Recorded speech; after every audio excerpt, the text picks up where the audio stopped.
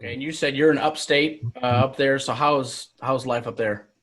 Peaceful. We're very fortunate. We've had a little house up here for many years, and it's a place where we would visit from time to time to escape the city. But right now, we're living up here full time, and it's you can go for weeks without human contact if that's what you desire. And this is a pretty good time to do that.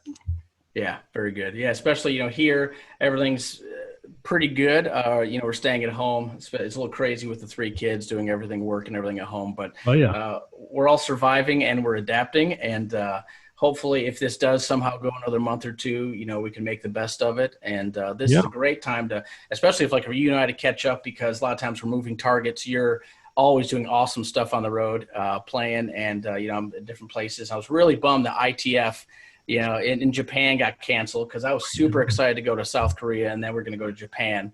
But, that's my cat, Rocky. Hey, Rocky.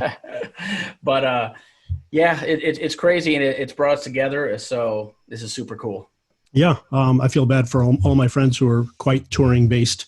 I tend to do both, work in the city, then run out and do a tour and maybe take a little leave of absence from the show. And that's worked out really well over time. But some people are, in bands that work all the time on the road, and the plug has been pulled. It's very odd. Everyone's figuring out what to do. I stumbled around for about the first week in a funk and didn't even really play. And imagine my surprise when someone called me to record something. I said, "Give me a day." So that kind of put a fire under me. And ever since, thankfully, there's been a lot of creative collaboration going on. And I've been recording a lot from home. I brought a mobile rig up from the studio and a couple of good mics and figured out how to get pretty good sound here. There's some of the stuff for my fellow geeks out there. That's cool. And in fact, something maybe some people are watching who are even involved in this. Just a few days ago, the entire worldwide cast of the show Beautiful, which I was involved in for a while after Jen Wharton split to do another show, we all remotely recorded our parts and created a video that was arranged by Jason Howland and the conductor and produced by Billy Stein. And it premiered, they showed it on CBS this morning, Tuesday. So it's all over YouTube, and it's a way to raise money for the Actors Fund. It's You Got a Friend. There's a surprise visit from Carole King in it. It came out unbelievably well. I submitted my video too late, so shame on me, but I'm on the track anyway. You'll see Trevor Newman on it, Tatum Greenblatt on trumpet. Who else? Jen Wharton on bass trombone. Nick's playing trombone. So it's a great. Dave Mann's on sax. It's killer. They got an amazing sound from everyone recording in their own bedrooms and living rooms and garages and back porches. That's super cool. When you said Trevor, kind of made me think of a story. So last year, I still remember Robert and I were going to see George Clinton down at the Lyric in Lexington, and we're getting some beers. So we're just sitting there, and the warm-up band kicks it. And I look at Robert, I'm like, man, those horns sound really good. And then, of course, we walk out there, and I kind of squint a little bit. I'm like, is that Trevor?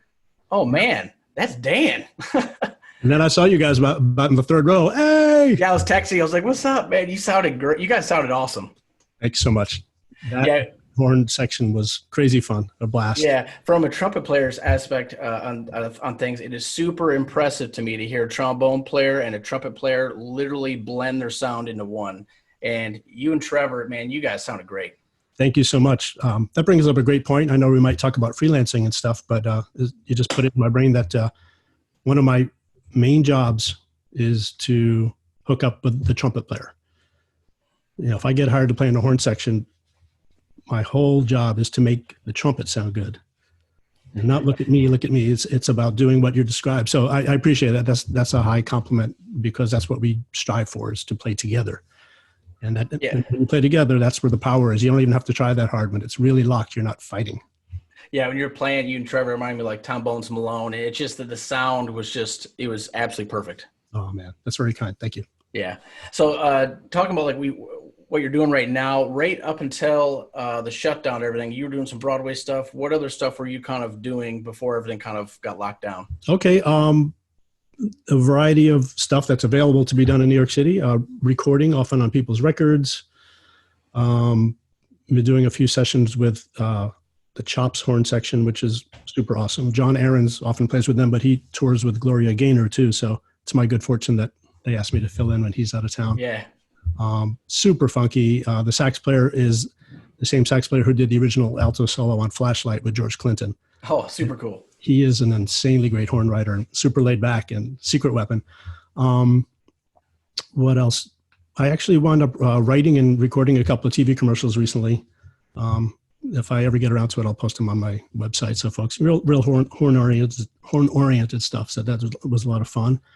Also, a few months back, it hasn't aired yet, but I was asked to be the musical director for a Jerry Seinfeld TV special, which was recorded at the Beacon Theater.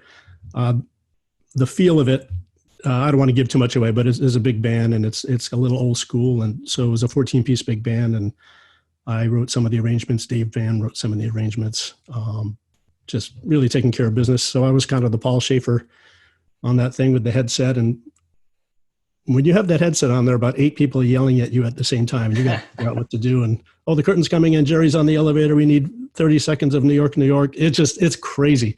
It's easier to be a keyboard player or even a trumpet player when you do that. But the trombones on that were Clark Gayton and Jen Wharton. And Frank Green played trumpet, and Tim Wimett played trumpet, and Sean Edmonds played trumpet. So killer brass section, of course. Yeah, that's awesome. You know, you're a man of many talents. You compose. There's different things. So how'd you get into it after college? How'd you get into the lifestyle you're currently in? Well, it's something that I really wanted to do. And when somebody says, should I be a musician? I say, I don't recommend it to anyone unless you really want it badly enough. You can't almost do it in terms of your intent. Let me think of what the path was. I was at University of Northern Colorado studying with the amazing Buddy Baker, and a bass player who was, I think, a year ahead of me got a job with a swing band out of Seattle, and they came within 50 miles of our college once. I went to see him, and I met the folks, and we all got along really well. And when their trombone player left, they asked me if I wanted to do the gig. I said, yeah. So immediately took off, and our first gig was on a cruise ship going to Alaska. And then we landed in LA, and the Playboy Club was still in existence. And we got a sit-down gig at the Playboy Club, which was it was already amazing. Felt quite old-fashioned at the time, like a throwback, but there it was in Century City.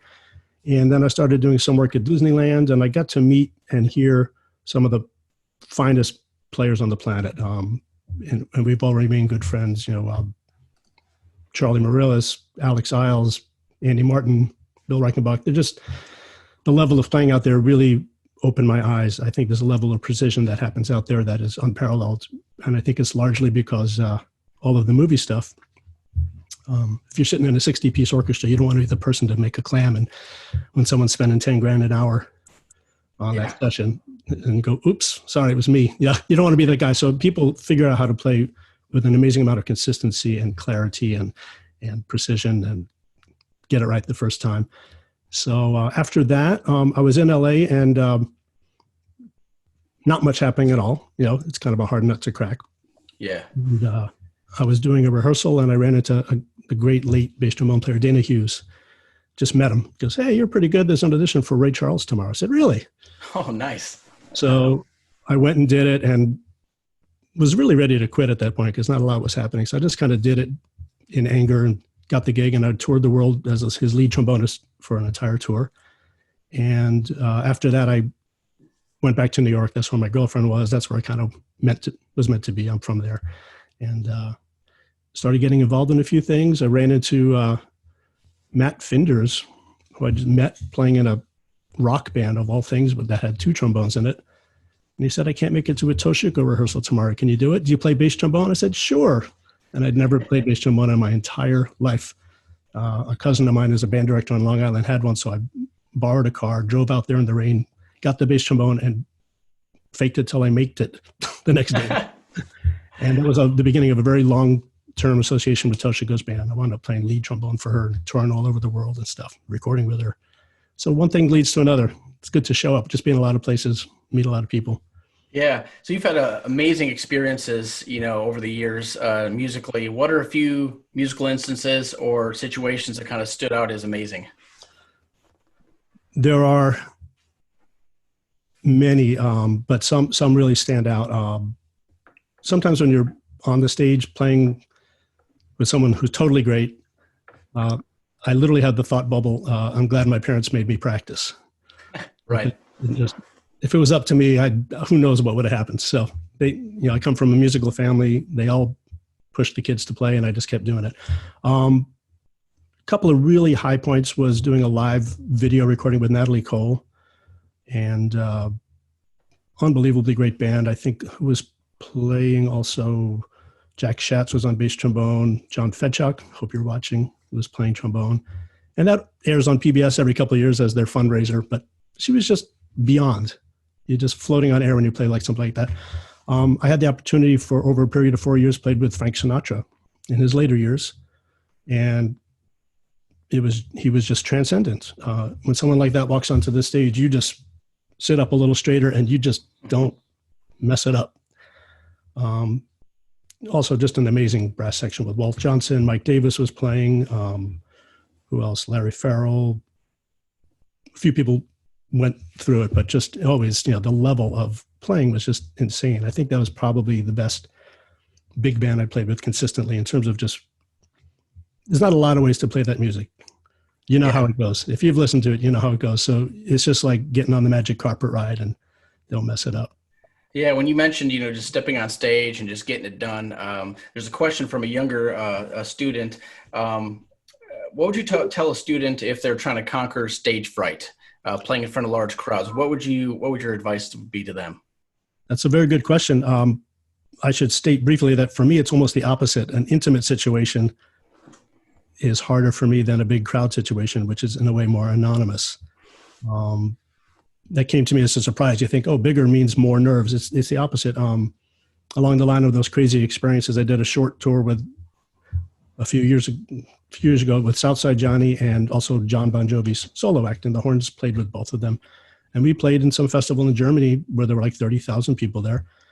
And John points to me, you play a solo on this one. So here you go. It's like being thrown off a plane. You have no choice. And you hope that you and don't worry about it too much. Just hopefully you've practiced enough and you have that mileage base in, as we say as bicyclists, that you just launch and go. Don't worry about a thing.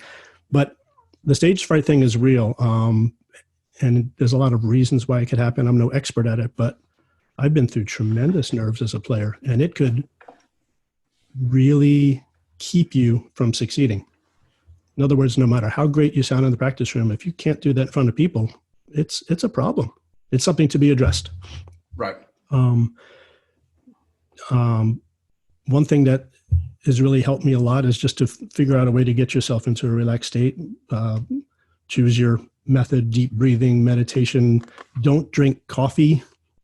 I actually laid off of coffee for a whole year, and I was a different person. I wasn't getting nearly as nervous. It changes the threshold at which nerves may kick in. Oh, it's good to know. I drink way too much coffee. I do too. Still do. I love it. So I would say don't lean, if you're of drinking age, don't lean on alcohol or drugs because it's not what I call sustainable. It's not sustainable. It's like, oh, I felt pretty good after that one beer. I'll try 2 tomorrow. And all of a sudden you're just losing it,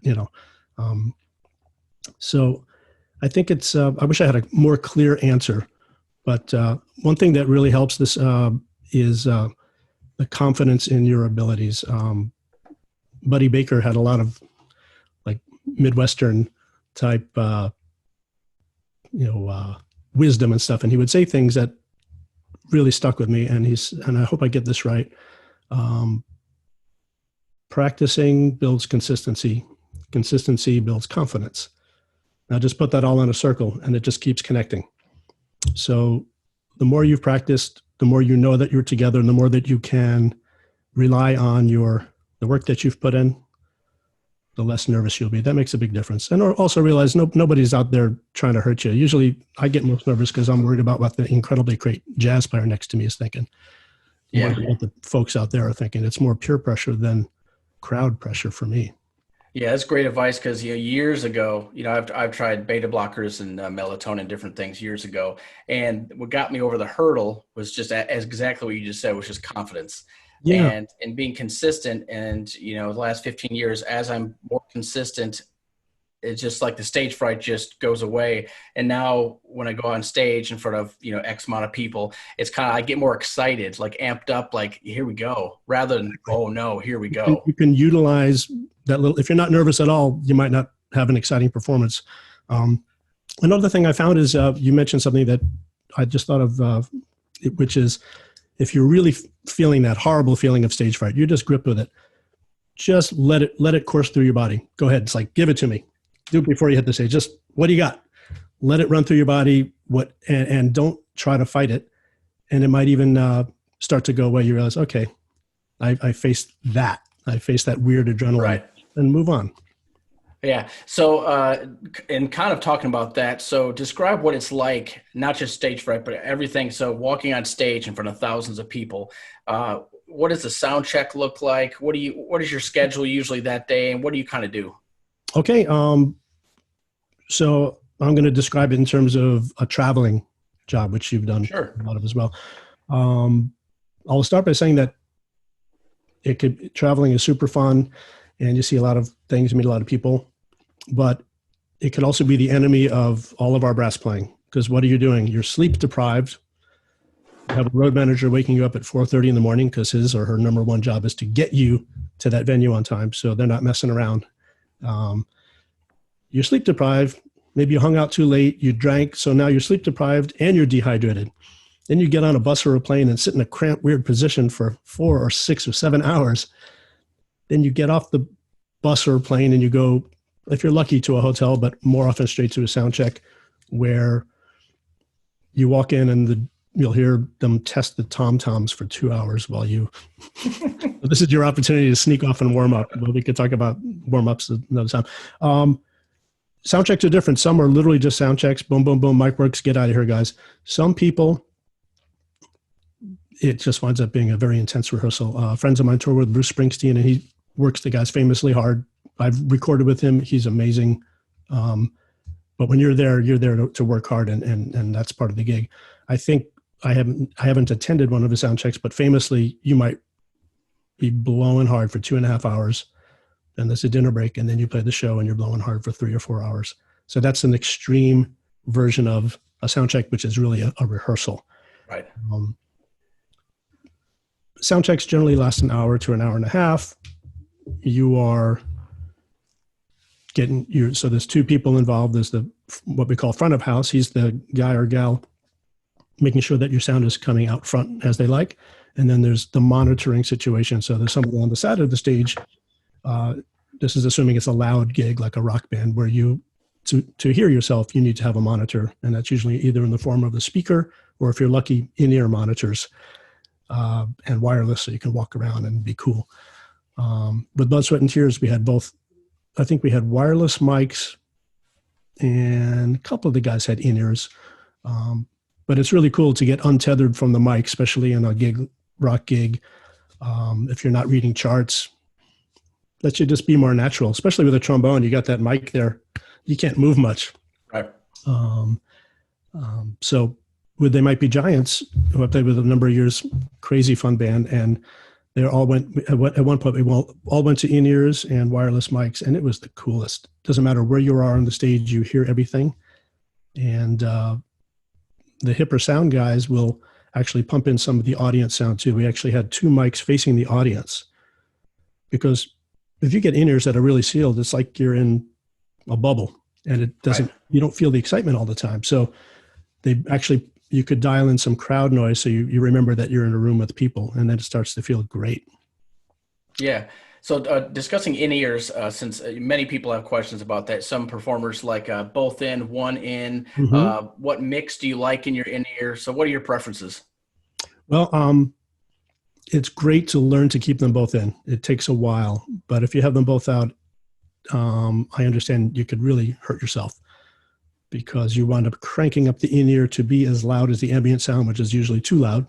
You can really mess yourself up. So try to get some in-ears that seal off stuff. I like to naturally hear ourselves, and I usually ask for a mix of the horn section, also with some reverb on it, which kind of just makes a friendly acoustic environment for you.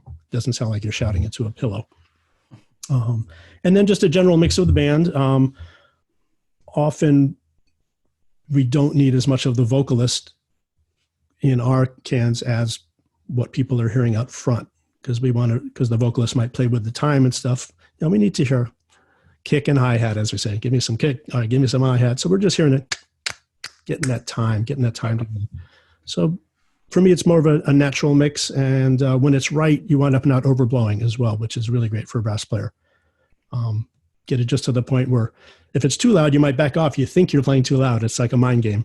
If it's too soft, you're trying to hear yourself because it's our natural tendency. We start blowing too hard. So you try to find that sweet spot where it just feels natural.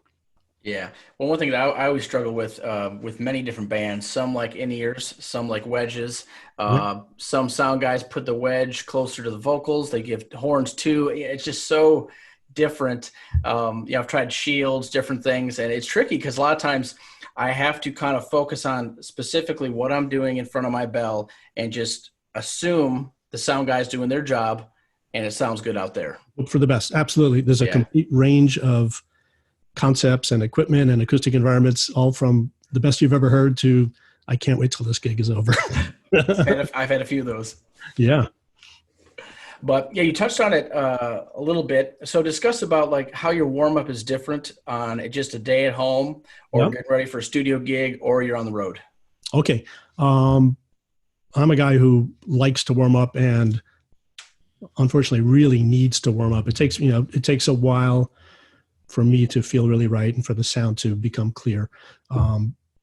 Over time, I've kind of put together a routine based on things I learned from Buddy Baker, also from Roy Main, and some things from that have been written down from Joe Alessi seminars, and even some stuff from this thin little green book by Irby Green called An Hour a Day with Irby Green. It's really good.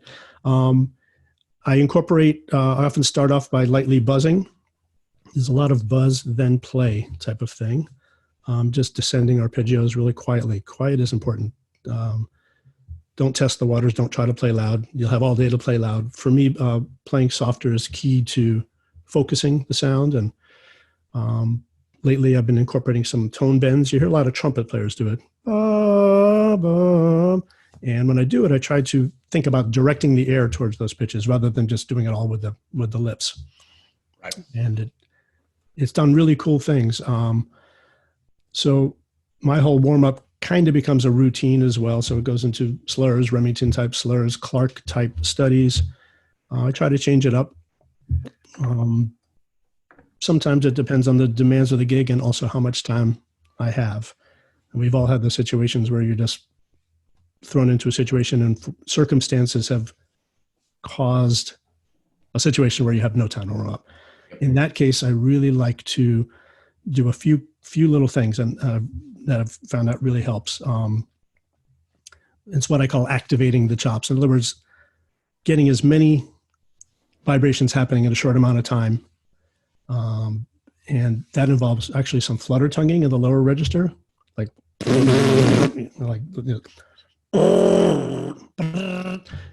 just flaps the lips.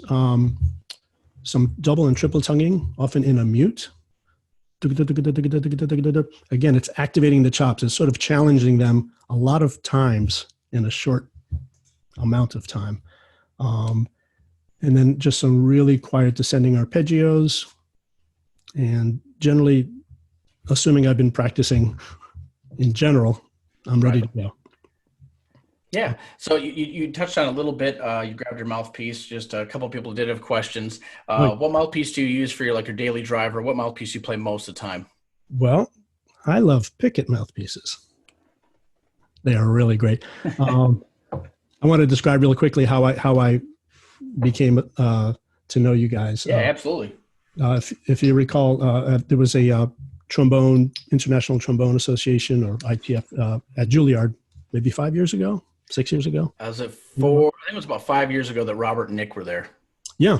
So I'm a Yamaha performing artist, and I went to visit them, and I'm always trying to talk them into making something different and cool. And so I met some of the guys from Japan. I met Bob Malone. The New York guys were there. Wayne Tanabe was there. The whole gang was there. It was really cool. Yeah. And it so happened that Pickett mouthpiece was adjacent to them, your display, and was right next to them. And I said, oh, there's my horn. Let me give it a try. And I turned to you guys and I said, what do you have that's like, I don't know, in the 7 range? And you handed me the stock 7 and I played it. And I was blown away instantly, like, oh my God, this is incredible. I'd been playing a relatively old mouthpiece, which, is well known and revered, but, it's kind of like having an old sports car. It's got its quirks and some days it doesn't start. Right. I found that, well, basically I immediately bought one from you guys. And then I was traveling a lot with Blood, Sweat, and Tears and loving it. And at one point I bought the 7. And it was great for BS&T because the book is all over the place. You have to sometimes play with the bass. Sometimes you're playing super high stuff.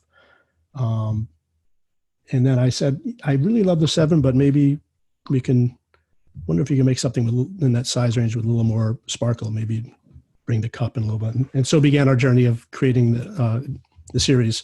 And you guys have been amazing. Just got a bunch of prototypes, really worked them, and found what we call the studio model. The second one.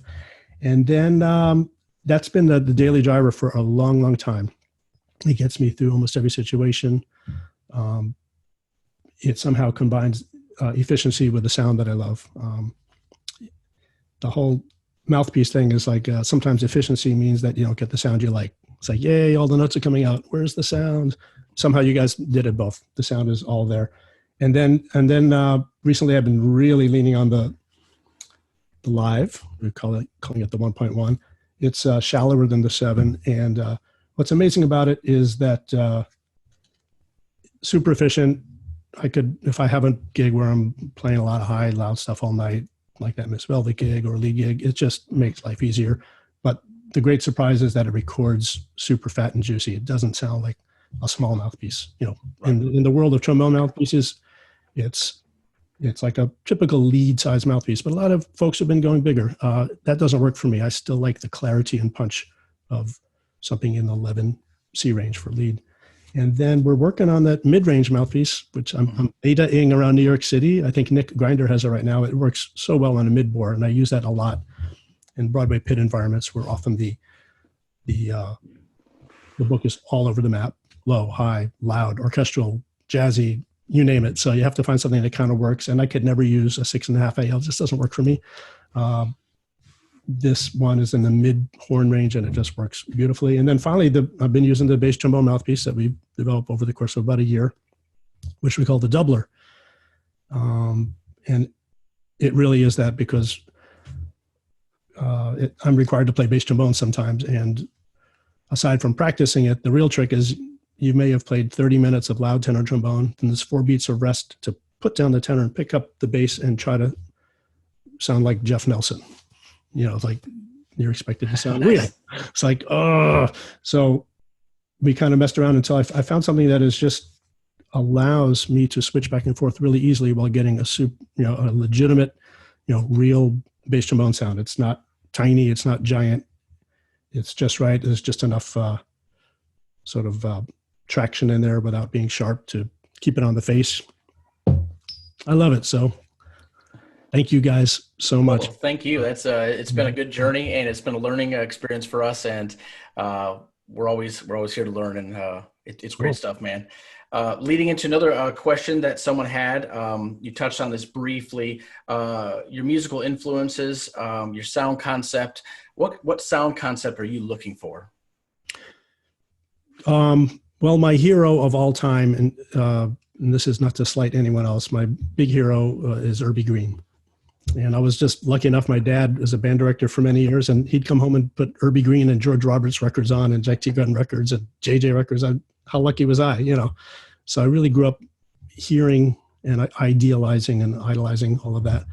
To me, nobody has ever played the instrument any more lyrically or beautifully. Tons of great players but everyone's got a favorite. And so I idealized the beauty and the brilliance of sound that he got, but also the ease with which he did it. It never sounds forced. At his peak, it just sounded like a great singer. I really admire that. In terms of the bass trombone, how could you not like the great George Roberts? And there's so many other great players around. I've learned so much from sitting next to guys like Dave Taylor, Jack Schatz, Jeff Nelson. They're just insanely good at what they do. And when I pick up the horn, since it's not my main X, I could actually really benefit from modeling the sound. Like, what would Jack do here? What would Ben do here? Just like, Joe Barotti. It's like, and it's modeling, I think, is a very great exercise. You're going to eventually have your own sound, but it's sort of a great path to playing maybe an instrument that's less familiar to you or not your prime instrument. Yeah. Since you said exercises, we just went away. One of the questions someone asked. Yeah. So do you warm up and practice on your doubler, doubling different stuff routinely, or is it you just work on that right before the gigs and so on? Great question. Nothing inspires practice by getting more than getting a call. Like, I need you to play tuba on Saturday. So I've learned a lot from working out at the gym. A couple of years ago, I hooked up with a trainer and I said, make me look like Brad Pitt in Fight Club or whatever. It didn't work, but he really put me through it. And one thing I learned is, like, if you're weight training for the purpose of, let's say, developing your muscles, you don't do everything every day. You hear about guys, I'm doing a leg day. And I used to think, what's that all about? And now I'm doing a chest day and I'm doing a shoulder day. What happens is you get long-lasting benefits from an intensified workout on one section of your body. So with that in mind, I've changed the way I practice my doubles. I practice tenor trombone every day, but I will practice bass trombone intensely only perhaps 3 days a week. And it works. It really works. Same with tuba, maybe 2 days a week and so forth. If I have a gig coming up on one, I'll play it every day, of course. So rather than just touching on them, this might work different for different people, but I've found it to do, you learn more by really digging in. Let's say I'm going to practice bass trombone for 2 hours today, or tuba for 2 hours today, not 20 minutes. And the other thing to do is, again, going back to the nature of doubling. You're playing this, there you got to play that. In the heat of battle, if someone calls you to, let's say, sub on a show and you're learning their book, and these days there are a lot of books that are tenor and bass trombone, really practice it for real. Go through it with the tape. Maybe you'll have a conductor video. Pick up the horn, put it down. Don't give yourself a break. Keep it real and be honest about it. Is it really working? And if it's not, step back and figure out what you need to do to be ready. Yeah, so based on that, that's great stuff. Someone had a question off of that. So if you're on the road for a week or two and you have to immediately come back to Broadway or do something else where you're doubling, do you take one of those instruments with you on the road, or can you even do that? Usually not. If you're lucky enough to have a situation where there's an equipment truck and guys are lifting your stuff, that's pretty good. But I will bring the mouthpiece. I will bring a lead pipe. I'll bring one of these. Hang on a second. Maybe one of these type devices where you plug the mouthpiece into it. And another thing that I found to be interesting on the road, you just reminded me, is, let's say you're in a place where you just can't make noise. You're in a quiet hotel and everyone's going to freak out if you play. I discovered that it could be very helpful to stick in a practice mute, and as everybody knows, if you do too much of it, it can make your chops feel funny or blow them out. I've done that. Oh, we've all done it.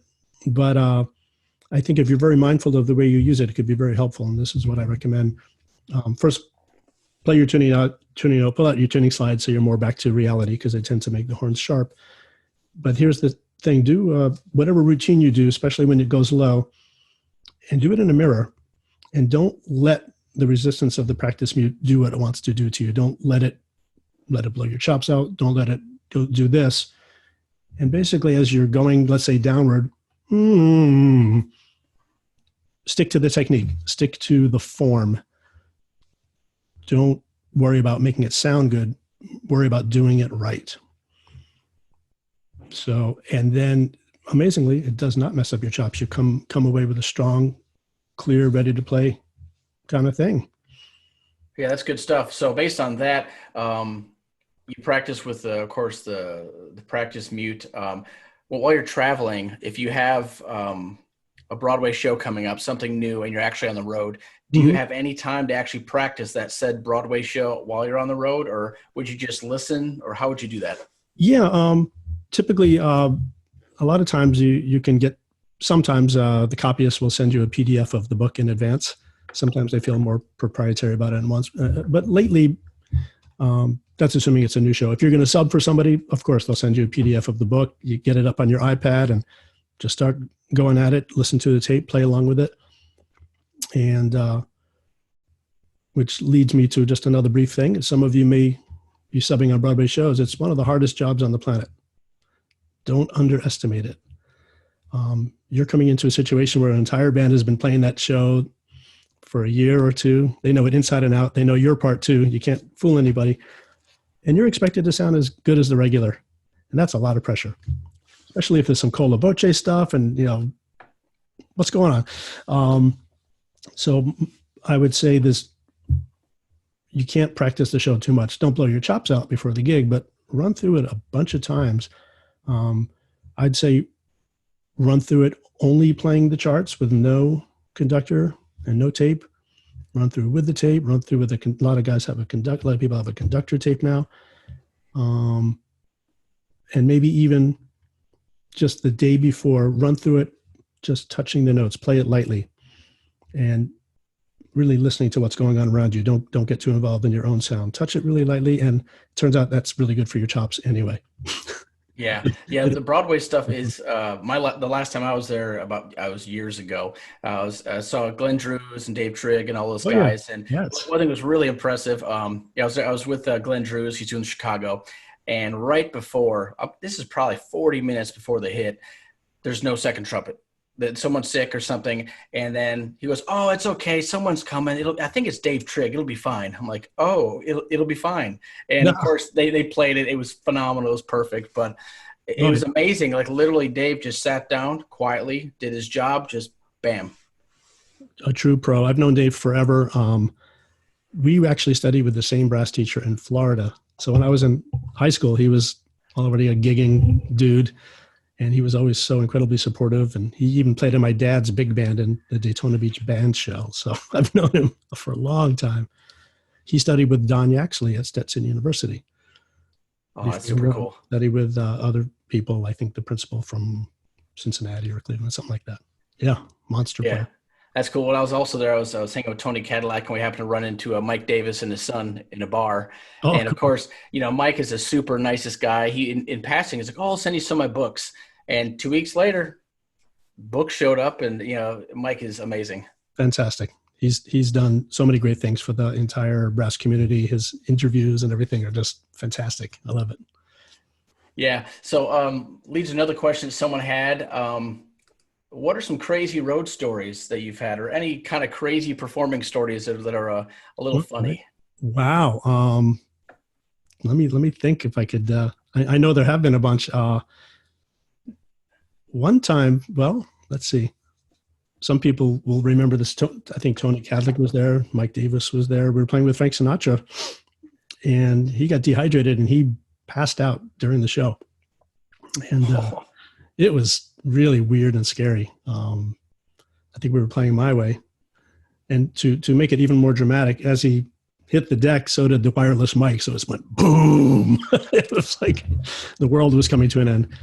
But he recovered fine, and we kept touring. That was in Richmond, Virginia. Another time, well, I used to tour with Ray Charles. That was one of my first jobs, I think I mentioned to you. And we crashed in his plane.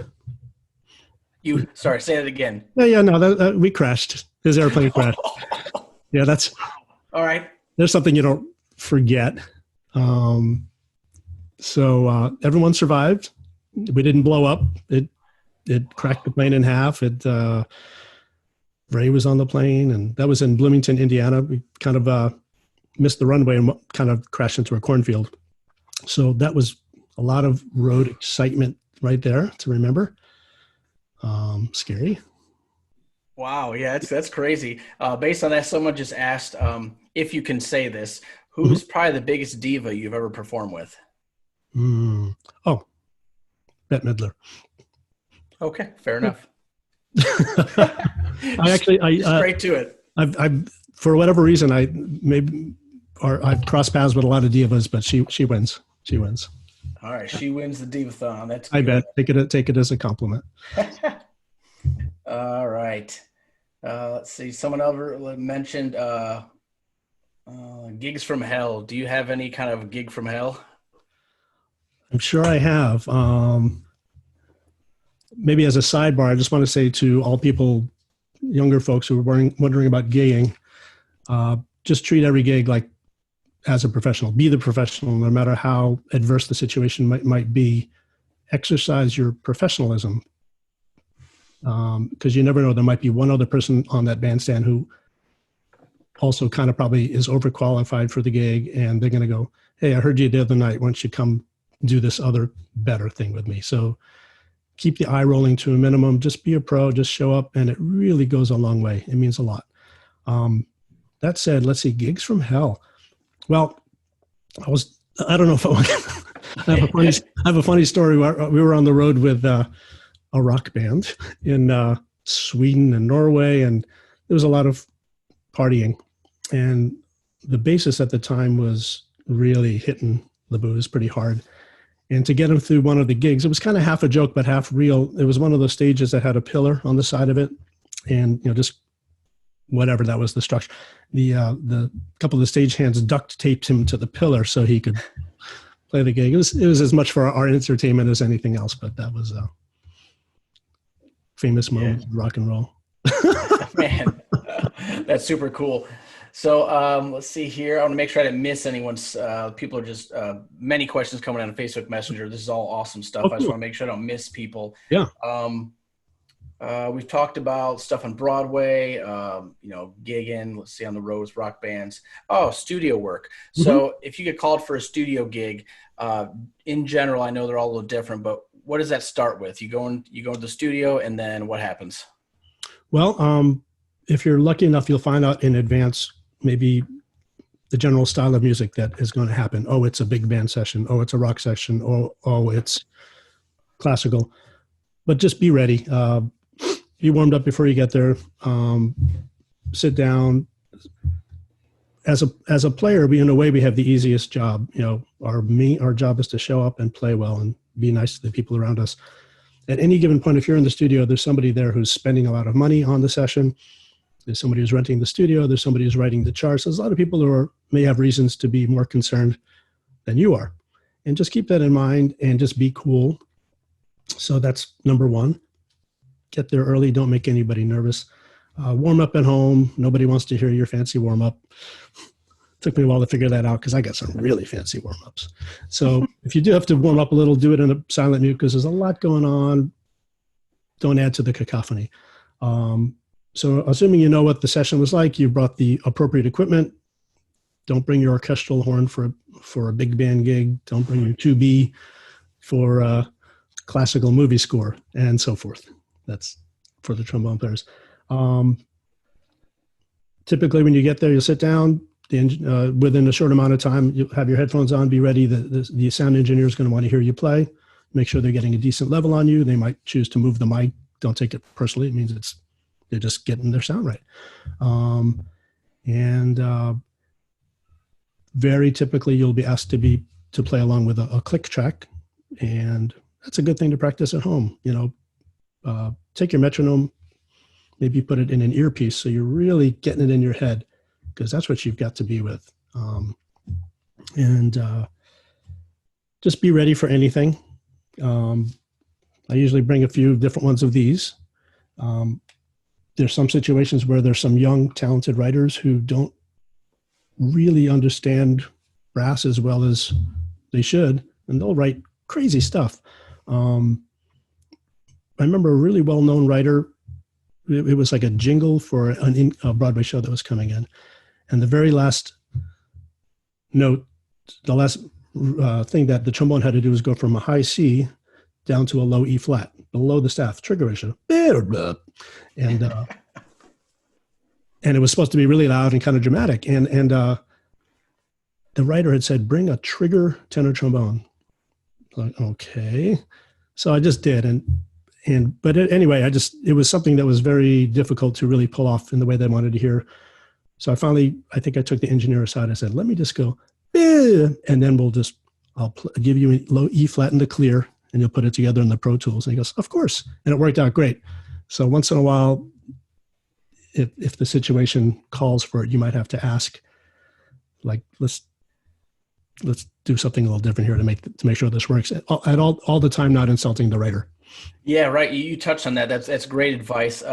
So if you have that, how often does that happen where you get asked to play something that literally a trombone cannot play or should not play? Does that happen quite often or not much? Not much, but what happens is they'll write into the bass trombone register not understanding that that's not tenor trombone stuff. Got it. Okay. And it even happened on Broadway shows where there was an inexperienced orchestrator. And again, just carefully, when the moment's right, you don't want to embarrass people. They have their jobs and their egos on the line. During a break, I said to the contractor, hey, just by the way, this is bass trombone stuff. He goes, oh, okay, bring your bass trombone tomorrow. We'll get you the double. It was that easy. There you go. That's easy. And it just saved face for the writer. There's no reason to call him out or show him how I knew more about trombone than he does. None of that would have had any positive outcome. So be ready. I think in places like LA or places where you drive, it's easier to have a bunch of horns in the trunk. In New York, you try to travel light if you can. You're getting on a subway or you're riding on a city bike with a horn on your back, and that's all good. Right. So for many people that don't understand exactly with Broadway, when you say get the double, are you referring to the doubler's pay, or what are you referring to? Absolutely. Okay. So Broadway shows are, in most cities, sort of governed by contracts by the union, AFM. So you're required to be in the union, pay your dues, and they take care of things like making sure you get paid the right amount of money, getting paid on time, insurance, benefits, and so forth. And there's a contract that is very clear about what you get paid for. So if the gig is just tenor trombone or just trumpet, that's just, you get your scale, basic scale they call it.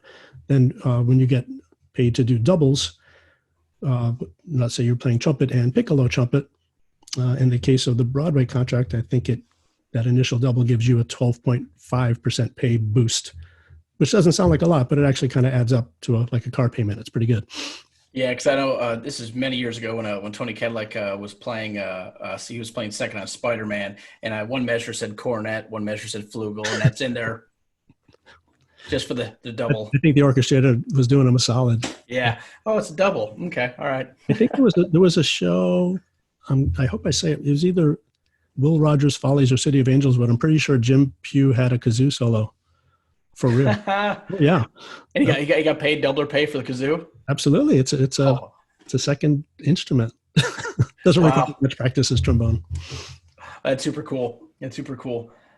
All right, I want to make sure I don't miss stuff. Oh, a couple of people asked, could you go into more detail about the blue device you brought up with the mouthpiece? Absolutely. Got a few things that I like, and a lot of folks like to use. This particular one, these are devices that are used in hospitals, usually on people who are recovering from thoracic surgery or who have had respiratory problems. It's a way of measuring your air, your ability to inhale air and also to expel air. If you look up, I'm trying to remember, a guy who studied a lot with Arnold Jacobs has a much better way of describing these and working with these. But what guys do with this one, you turn it upside down, you get a little piece of hose and you put your mouthpiece in it.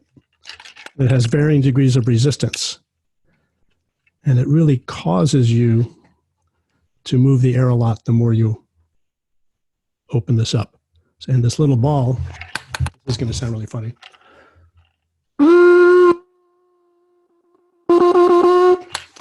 So that tonguing thing, for instance, if I was not moving the air through that tonguing, the ball would drop a lot. So it's a really good visual reminder of keeping the air moving as a brass player.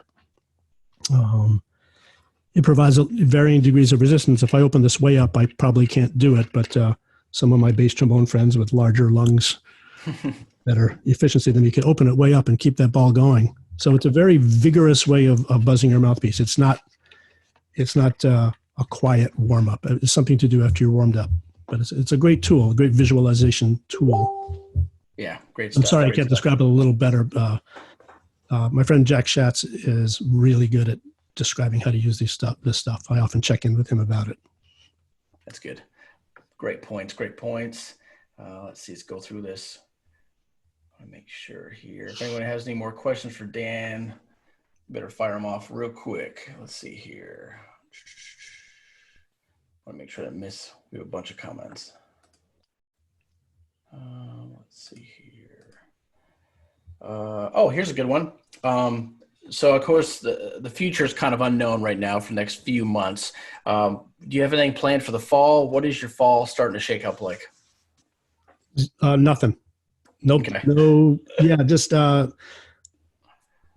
there's. I don't think I'm going to be doing anything particularly different than I've been doing. Just trying to keep my stuff together. This whole isolation thing has caused a lot of us to do collaborative, creative things. So hopefully that is the beginning of a good pattern. Like, hey, let's work together more. Let's make fun music. This certainly is a good time for me to work on my album and stuff like that. But otherwise, it remains to be seen. I think a lot of people are wondering which Broadway shows will survive the closed period. So Right. that will mean a lot. I'll just continue to play and write and create stuff. And thankfully, I've kind of got a decent amount of recording from home going on. Record homes. I have a studio in the city where I record horn sections, vocalist, string sections, me, whatever. And that's turned out to be a pretty good thing. If you could deliver a product from home that someone likes. Yeah, you mentioned your upcoming album in the future. Mm-hmm. What does that look like? Oh, well, I'm kind of all over the map, so it might wind up being a couple of different albums. Okay. There's some original stuff, some standard tunes sort of really turned on their side, put up to the funny mirror. So it's got to be it's going to be, I think, unique to what I like to do and what I like to hear. My hat goes off to the unbelievable, amazing creative jazz players out there who are just kicking ass. I mean, the records that are out there are just mind blowing. The level of playing is crazy right now. Crazy good.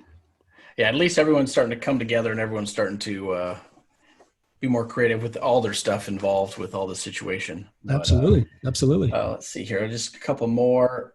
Oh, Bob's got a really good question here. Do you take your own headphones to the studio gig, or do you just use the studio gigs headphones? Or really good question. Sometimes for bass trombone, especially, this gets in the way, so you wind up doing funny stuff. Okay. I had a guy. I actually accidentally sat on a pair of these and ruined one side. I said, "This is a great opportunity." So I had a technical guy turned it into a one-side headphone, and that really helped. Another thing that once in a while you'll get to a gig where a studio recording where all the horns are on one mix, and for whatever reason, one of the players wants to hear it deafeningly loud, damagingly loud.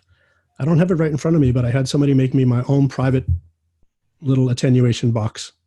There's a wire 1/4-inch jack that sticks into where the headphone goes into, the box or whatever. And then you put your own headphones into it and you could simply turn down the overall with it. Once in a while you record with someone who's had hearing loss. Okay. Being too loud in bands all the time, and they'll want it crushingly loud. And you can't believe how loud they want it. And that gives you the opportunity to adjust your own. So I've been carrying that in my own case. Absolutely. Yeah, that's great advice. Absolutely. That's really good advice. Let's see here. Oh, someone says, show us a virtual background. Let me do one real quick. Oh yeah, I got some good ones here. Yeah, I got some. Got this one. Tiger King. I've had the time to watch the Tiger King the last couple of weeks. It's there's a good one. Let me see if I can find a good one here. Yeah, you got a couple. I don't think I have anything very clever. Oh, one thing I'll show you. Oh, let's check that out. Oh, there you go. Yeah.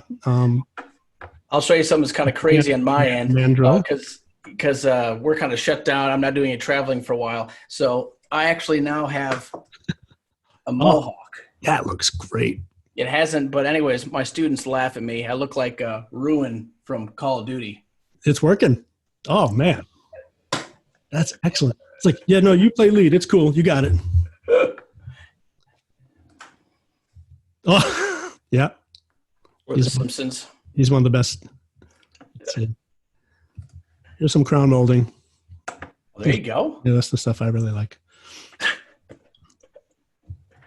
don't even know what that is. A backward cello suite or something. Some excerpts. Yeah, yeah.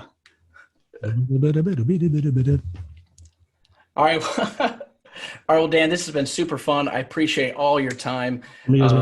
I'm glad you're healthy and everything's good. Stay safe and take care, man. Thank you. Same to you.